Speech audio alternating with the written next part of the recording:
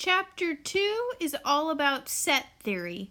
The very first section of Chapter 2, Section 2.1, is on basic set concepts. So we're going to see a lot of definitions and notation in this very first section. A set in mathematics is simply a collection of objects. So any collection of objects is a set. And we call those objects elements or members of the set. Typically we say elements. So all the answers of a set are the elements. And what's unusual, as we'll see in a lot of the examples and in the homework questions, is that it doesn't always have to be numbers. The elements, the answers of the set could be words, it could be letters, it could be random symbols. Anything inside a set, those answers are the elements. We typically use capital letters to name sets. So like capital letter A would be set A in this chapter. Capital B would be set B, and so on and so forth. If we take a look at the next bullet, we see that a set must be well defined, meaning that its contents can be clearly determined. So we should be able to think about all the elements easily that are in that set. We have three main ways to designate a set in math. The first way is by a word description. The second way is called roster method. And then the third way is set builder notation. Set builder notation is the easiest to identify when it's given to us because you're going to see one vertical bar inside your set. And we read that vertical bar out loud as such that. You might remember using it in your last algebra course. So that one bar inside a set, we read it as such that, and that means that we're dealing with set builder notation. Now, the last two methods are the ones we're really going to focus on in this course. Those are the roster method and set builder notation. And both of these methods are going to have those curvy brackets around the elements, around the answers. That's their way of saying in mathematics, hey, we're dealing with a set. So if you looked ahead, you can see those curvy brackets. I'm horrible at drawing, but this is what they're supposed to look like. So you'll see those curvy brackets constantly in this chapter. That's their way of saying, hey, we are dealing with a set. Now, as you'll see when we get into some examples in a second, personally, I think the roster method is the easier method compared to set builder notation. But let's just take a look at a few examples of denoting sets using all three different methods. So if I look at the table in the middle of the slide there, if I look at the very first row, they're all describing the same exact set. So the word description says that set S, because it's a capital S, so set S is the set of states whose names begin with the letter A. So it's well defined, and the elements would be every single state whose name begins with the letter A. Class roster method, showing that same exact set. As you can see, this is the easiest method of the three. All you simply do is you list out all the actual elements, you put them inside those curvy brackets, and you insert commas in between all the elements.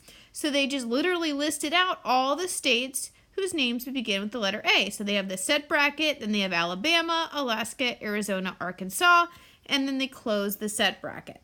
So roster method, sometimes called class roster method, you just put the curvy set brackets around your answers, and you just simply insert commas in between everything.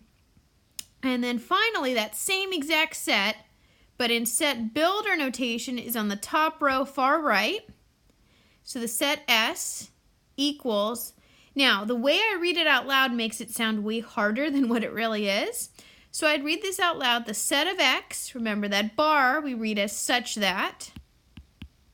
So such that X is a US state whose name begins with the letter A.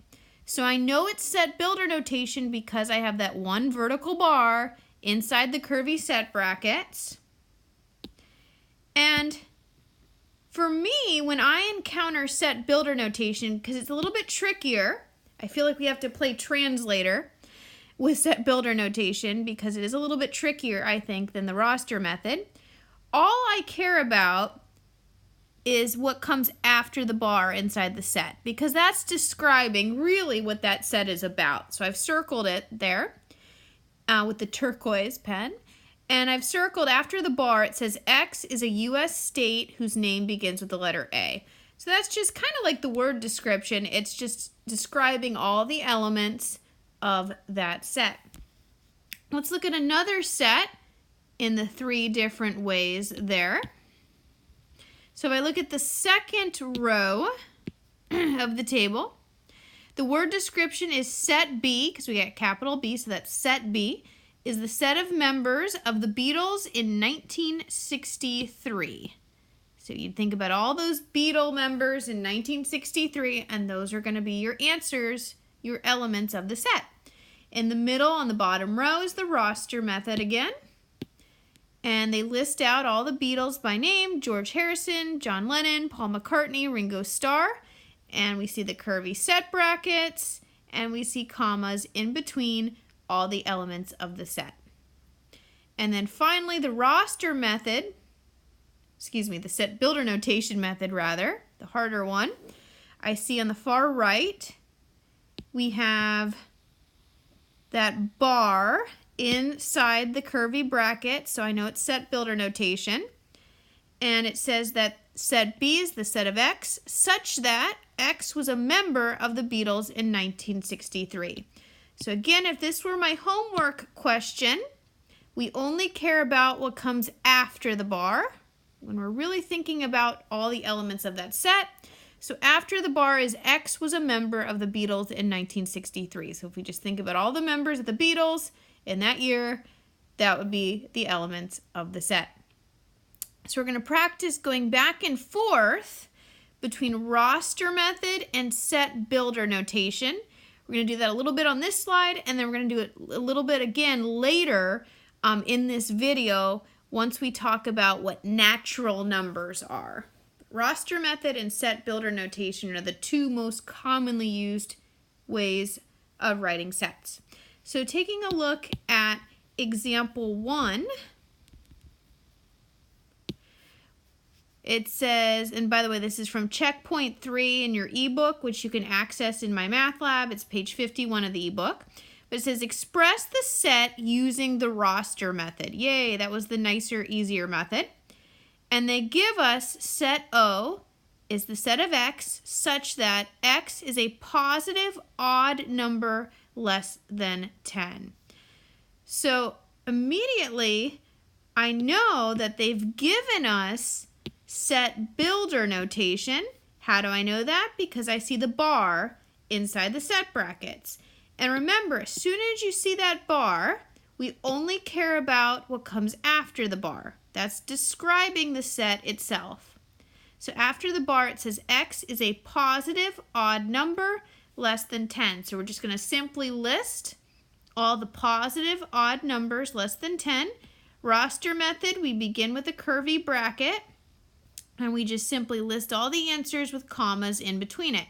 So the first positive odd number less than 10 is 1, comma, then the next positive odd number 3, 5, 7, 9, close the brackets, and that's it. I'll circle it. So in the My Math Lab answer box, you could type it in.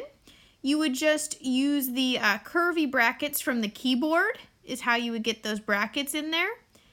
And you would use the comma from the keyboard as well. Just don't hit spacebar for this set. The only time you would hit spacebar is when you're dealing with something called the empty set, which we'll talk about later in this video. But don't hit spacebar at all after the commas. Just squeeze all those elements in together and close your set brackets and you're done. Let's try another one. These are nice and quick. Example 2 is from exercise 17 on page 61 of your ebook. It says express the set again using that roster method. Set M is the set of X, such that X is a month that ends with the letters B-E-R. So roster method, again, we're going to begin with those curvy brackets. And I'm going to write my answer up here because I have big old handwriting. I want to make sure I can squeeze this all in. And again, we only care about the description after the bar, which says X is a month that ends with the letters B-E-R. So thinking about all the months that end with BER, if I go through the months of the year, it would begin with September. In roster method, we just do comma, then October, comma, then November, comma, and then December. I have just enough room with my big old handwriting. Close the set brackets. Normally you put this all in one line, but roster method, curvy brackets, put commas in between the elements, and you're done. You can see what I mean by you're not always going to have numbers as your answers. Here we got words. We got the months that end with BER as our elements. The empty set, also called the null set, is the set that contains no elements. So it has no elements whatsoever. There are two different ways that we can denote empty set in this course. So we can literally have a set that's empty. So I have the set brackets, those curvy brackets, and it contains no elements. So this is the only time for this entire semester I would ever hit the space bar, is if I were typing this into my MyMathLab answer box, is I'd hit the space bar once for the error part. But it's literally a set that's empty. The other way you're probably more familiar with is the algebra way of writing empty set. It almost looks like a 0, but with a slash through it. So either way means the same exact thing. It means empty set. Unfortunately, the homework will go back and forth with the notation. So you want to make sure you're familiar with both of these ways of denoting empty set. Just be aware that the empty set is not represented by a set bracket of empty set. That even sounds weird reading it out loud. So this is completely wrong. I'll be cheesy here and put a frowny face. We don't want to have an empty set with set brackets around it. It's either one or the other. It's just empty set or the 0 with a slash. If you do it this way, you're saying the set of empty set, which even sounds redundant saying it out loud. So pick one way or the other, but don't do both when you're denoting empty set. So looking at example 3, it says which one of the following is the empty set? So which one is talking about a set that contains no elements? So whenever you're looking at a problem in MyMathLab that's like this, if there is no answer, if there's no solution, that's when you are going to select yes, this is the empty set. So keeping that in mind, looking at the first question, which is A, we have the set of X such that X is a number less than 3 or greater than 5. So we only care about what comes after the bar. They gave a set builder notation. But are there elements? Is there a solution to this set? Yes, because of the word or, meaning I'm happy with one or the other. So numbers less than 3 would obviously be like 1 and 2. Over here, numbers greater than 5 would obviously be like 6 and 7, etc., etc. But the point is that this has answers to it. So because this has answers to it, this is not the empty set.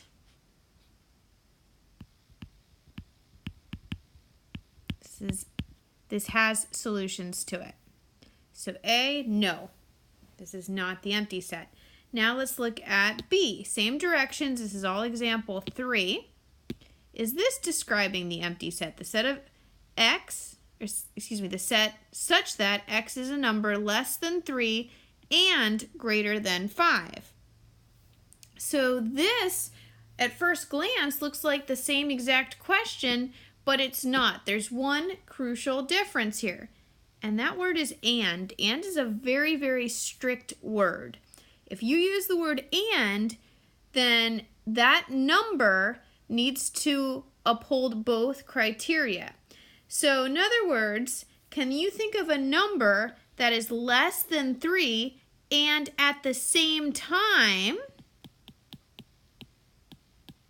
greater than 5? Well, that's impossible. You can't be a small number and a big number at the same time. If we think about numbers less than 3, like 1 and 2, those numbers are not also greater than 5, and vice versa. If I think of numbers greater than 5, like 6 and 7, they're not less than 3. So because of the word and, meaning simultaneously, no numbers fit that criteria. So there's no solution.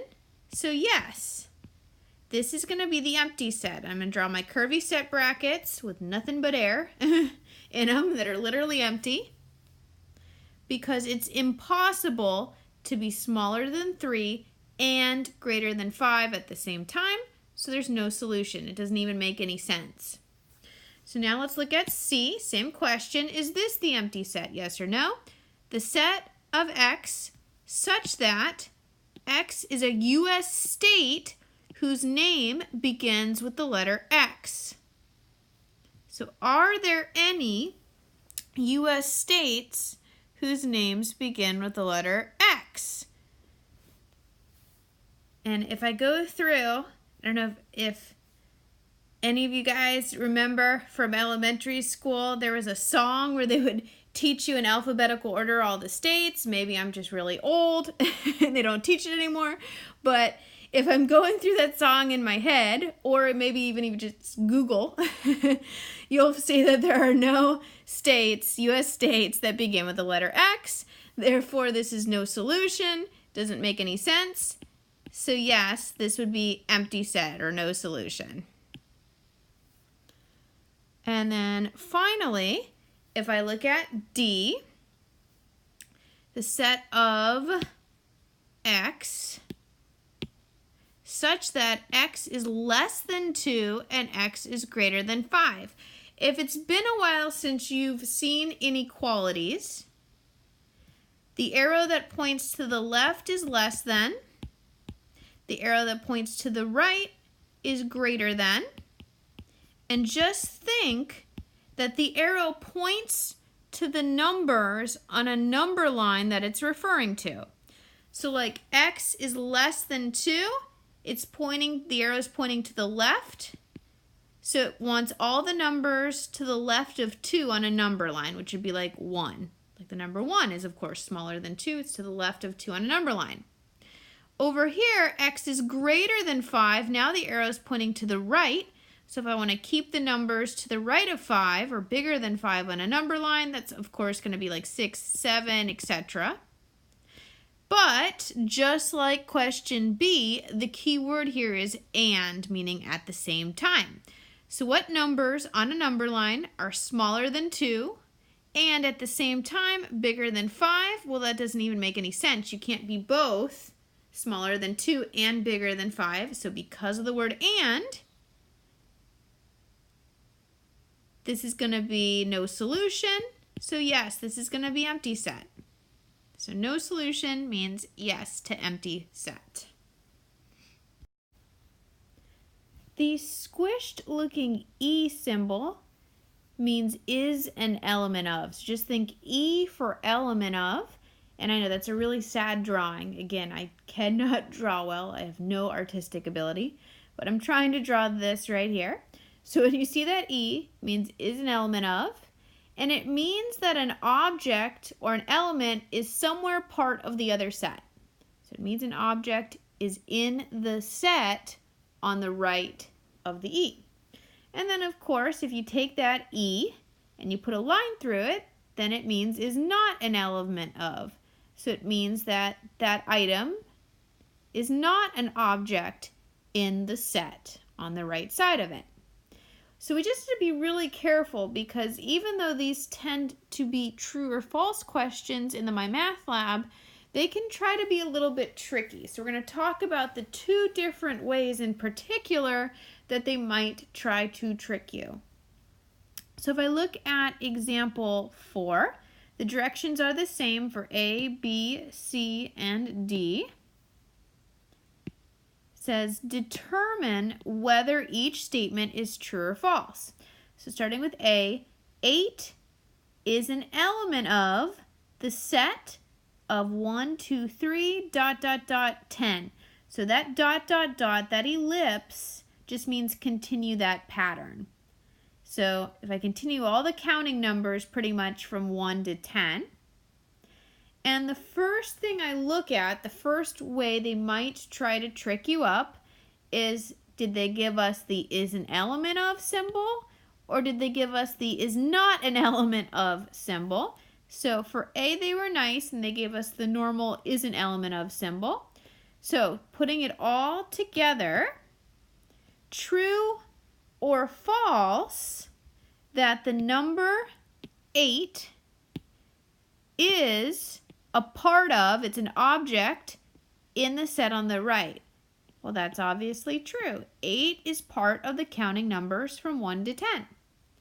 So this notation was used properly. 8 is an element of the set of numbers from 1 through 10. It's a part of the other set.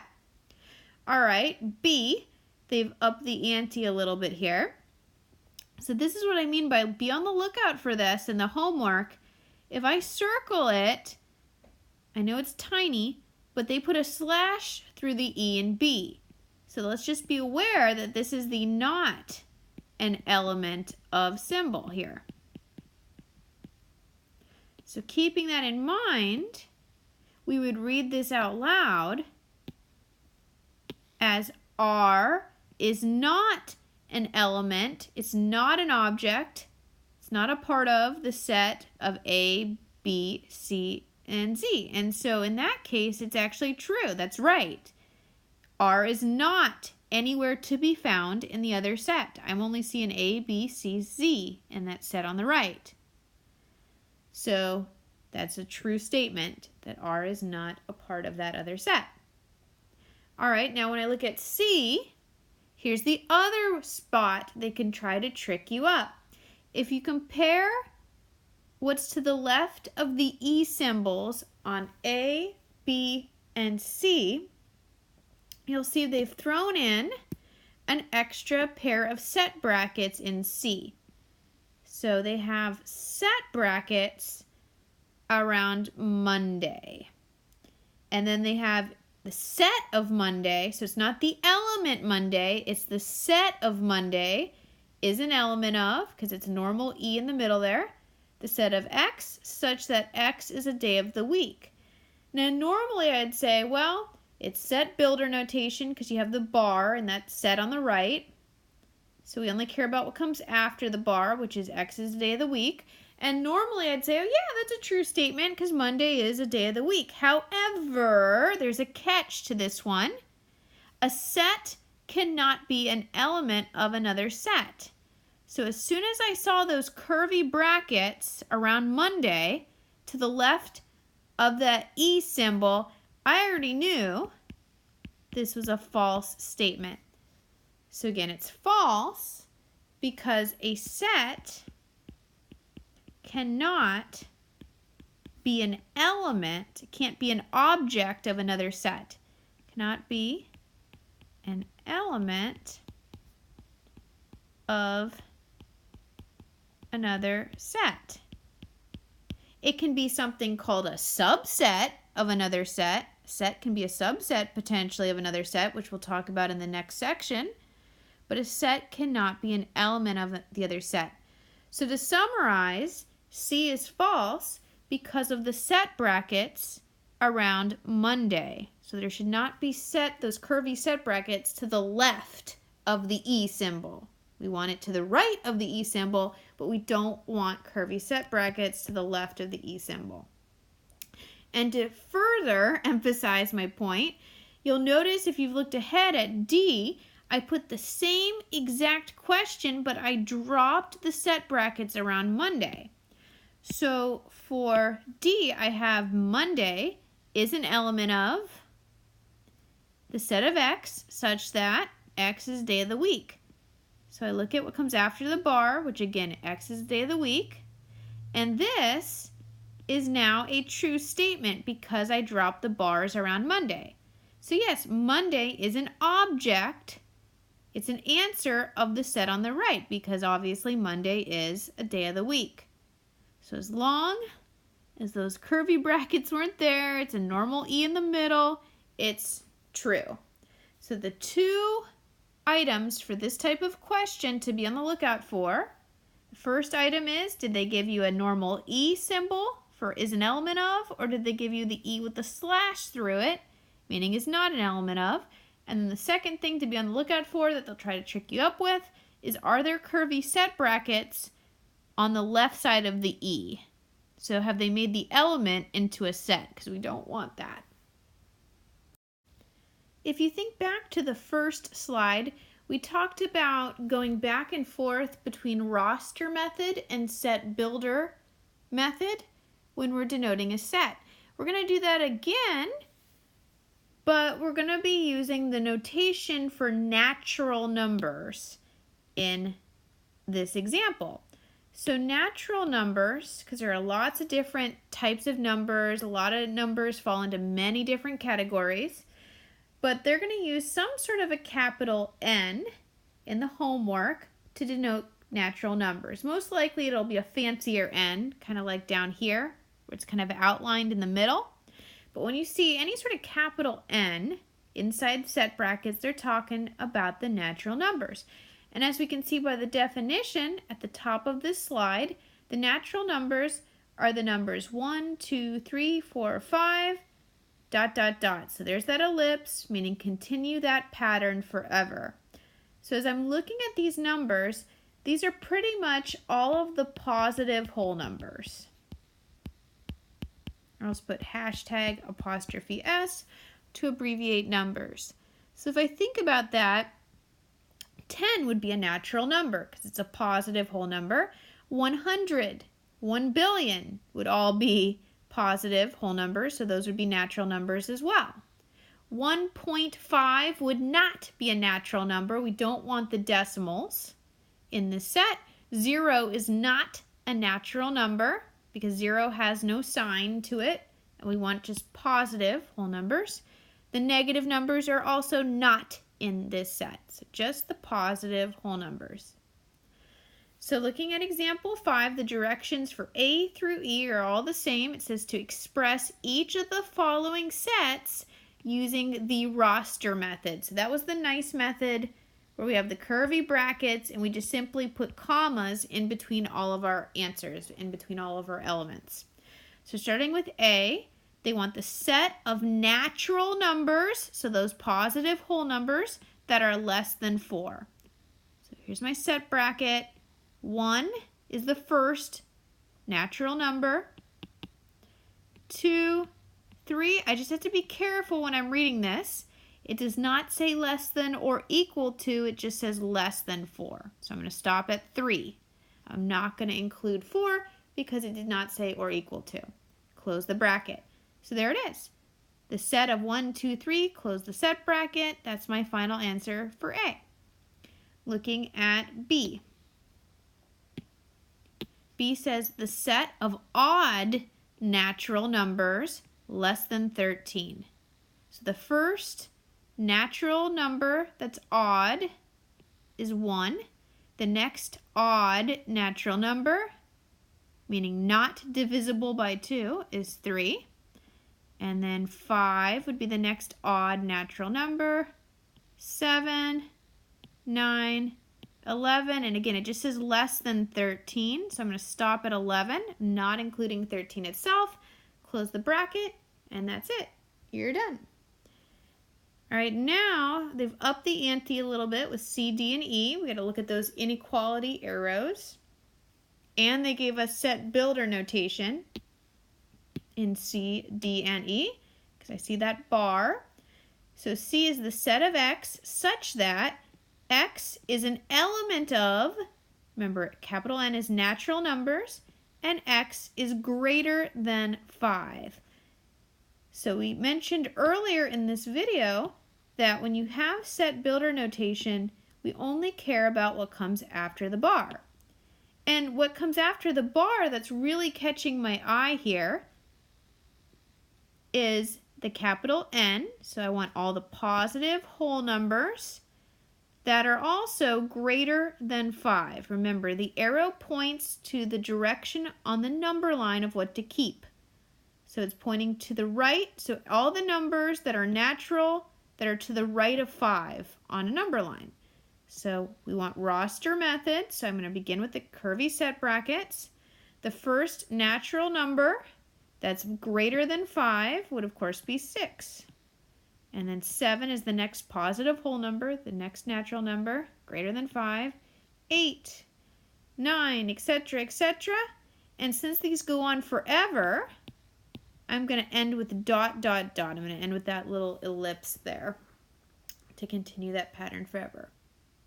Just got to be really careful at A, what the direction of the arrow is pointing to. It's pointing to the right for greater than here.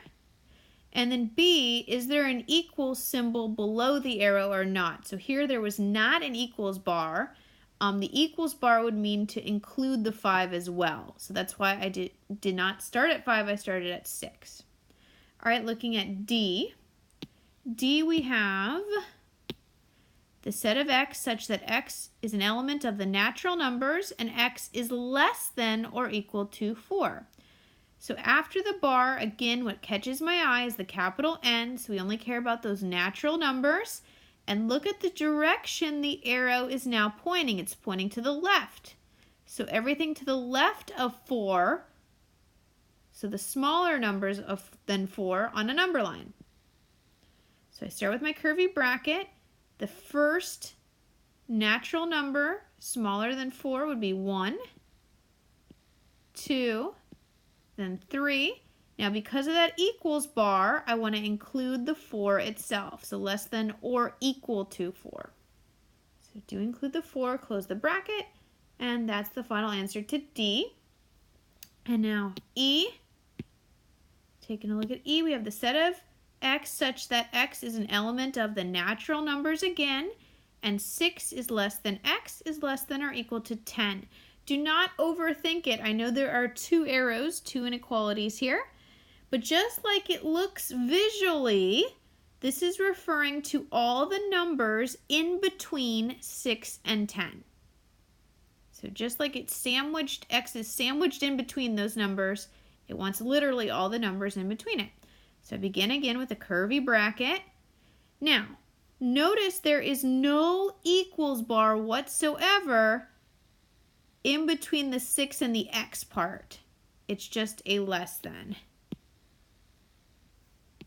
So it's just 6 is less than X. There's no equals bar below that first less than symbol. So we do not include the 6. So in between 6 and 10 would be start at 7, since we're not including 6. 8, 9. I do include 10 because there is an equals bar beside the 10. So rephrasing this, between 6 and 10, not including 6, but you do include 10 because of that one equals bar beside the 10. So 7, 8, 9, and 10 are really the numbers they're referring to, and that's the final answer for E. The cardinal number of set A is represented by a little n, a little, usually italics n. So I would read this out loud, the number in set A. And that cardinal number is the number of distinct elements in set A. So that symbol NA is read N of A. Repeating elements in a set neither adds new elements to the set nor changes its cardinality. So pretty much there are three different ways of saying the same thing. So just think, when you see the word cardinal, it just means you're just simply counting. So they could say cardinal, they could say cardinality, or they could show you the little n, and that little n stands for number of. So let me jot that down. So again, they could say cardinal number, they could say cardinality, or they could have a little n. N in any type of math is usually number of something. So any of those, just think all you're simply doing is counting. If anything repeats, you don't count it twice. So if you see the same element over and over again, just count it once. All right, so looking at example 6, it says to find the cardinal number, so we're counting, of each of the following sets. So starting with A, set A is the set of 6, 10, 14, 15, 16. So I'm going to even use their fancy notation here. So I have my little n. So the number in set A, or n of A, however you want to read that, is, so we got 1, 2, 3, 4, 5 different items in that set. And what's cool here is that whenever you're counting, you do not need those annoying set brackets around your answer. Yay! So like the one time we don't have to worry about typing those curvy brackets in. It's just the number 5 into the answer box and check answer, and you're good to go. Looking at B, set B is the set of 872. So the number in B, or the cardinality of B, well, I only see one number. I only see one element, so the cardinality is simply 1. All right, they're going to, of course, try to make it a little bit harder with each one. So set C is the set of 9, 10, 11, ... So continue that pattern. Keep counting, 15, 16. So let's think about this. So the number in set C, or the cardinality of C, so we have 9, 10, 11, 12, 13, 14, 15, 16. So if I think about it with my tallies or even on my hands, whatever works, we have the 8 elements, or 8 numbers that are in that set. And then finally D, or the empty set. Well, it's empty, so there is no solution. There are no elements in it. So 0. 0 is the cardinality. 0 is the number of elements in the set. 2 definitions left in this longer section. Those definitions are equivalent and equal to, and they both mean different things. So let's start with equivalent to. So with sets, we would say that set A is equivalent to set B. It means that set A and set B contain the same number of elements. So the elements themselves don't have to match. They could have totally different elements in their sets. All we care about is that they have the same number of elements, so the same cardinality for equivalent to. Please note, if any element repeats, you're only going to count it once. So ignore anything that repeats. So example 7, let set A represent the set of 4 regions shown in the figure below. Let set B equal the set of percentage of Americans in each region that are optimistic about the future. Are these sets equivalent? Explain. So let's look a little bit closer at this graph. And let's translate what the sets really mean first before we figure out how many elements there are in each. So set A, we said, was the set of 4 regions shown in the figure below. So just the words, the names of the regions, is the actual set. So if I look at the x-axis, because those are the regions, if I look at the label here, we have West, comma, Midwest. Then we have South. And finally, Northeast.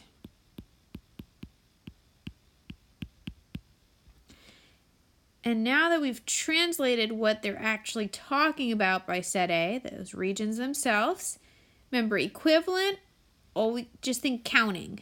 Equivalent, think counting. So if I think about the number, so there's my little n, the number of different elements that are in A, West, Midwest, South, Northeast, the cardinality is 4. That is a really sad looking 4. Let me try to redraw that.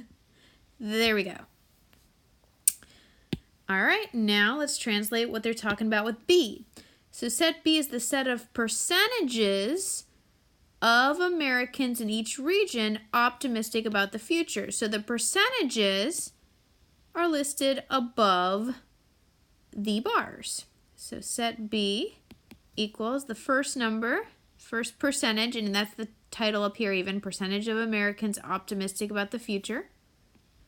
Using the titles to guide me. But we have 75 as the first percent, 73. Notice they try to trick us. There's 73 again. Remember, if anything repeats, ignore the repetition. So I'm only going to list 73 once, and then 68. So the number, the cardinality of B, is there are only 3 different elements. So there were 4 elements in A, but there were 3 different elements in B. So are these equivalent? No, they are not. So the final answer is not equivalent. And when they say explain, the reason is because the sets do not contain the same number of distinct elements. They're not equivalent. Let's try one more of these are they equivalent type questions. So example 8, are these sets equivalent? So set A is 1, 2, 3, 4, 5. Set B has 0, 1, 2, 3, 4.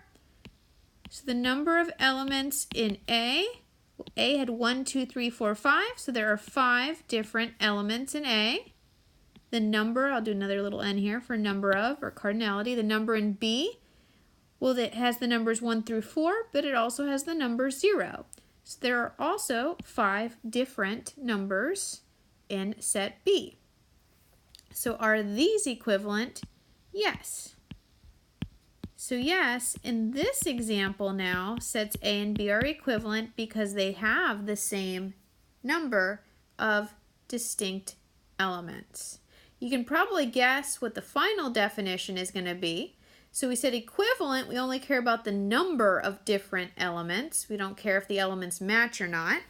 So as we're going to see on the next slide, spoiler alert, sets are equal if they actually contain the same exact elements, if they're matching in their elements, and we still don't care if anything repeats. We ignore the repeating.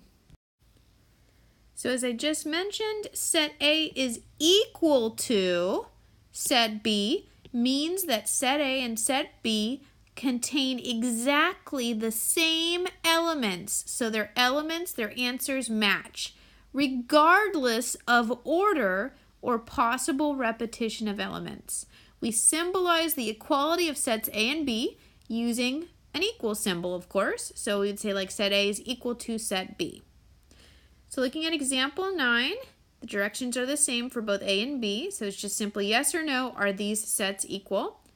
So set A, this is the same example as the example 8 we just did, but now we're asking if they're equal.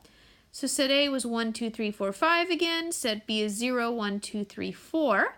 They were equivalent, we just saw on the last slide, but they are not equal. Why? Because they do not have the same exact elements in them. Set A has a 5 in it. Set B does not. Set B has a 0 in it, and set A does not. So because their elements do not match, they are not equal. And looking at B, remember that they're going to try to trick you by having some of the elements sometimes repeat. So like when I look at set A, we have 1, 1, 1, 2, 2, 3, 4. Remember, I don't care about anything repeating, so I can even slash those away. So really, I have 1, 2, 3, 4 are my different elements in A. And then set B has 4, 3, 2, 1. So now, yes, they are equal because they really just contain the same exact elements. Both sets A and B have 1, 2, 3, 4 in them.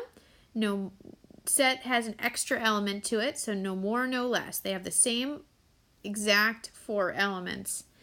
Remember, the order of the elements inside the sets does not matter. So it doesn't matter that set A began with 1 and set B began with 4. Who cares? They both have matching elements of 1, 2, 3, 4, so therefore they are equal.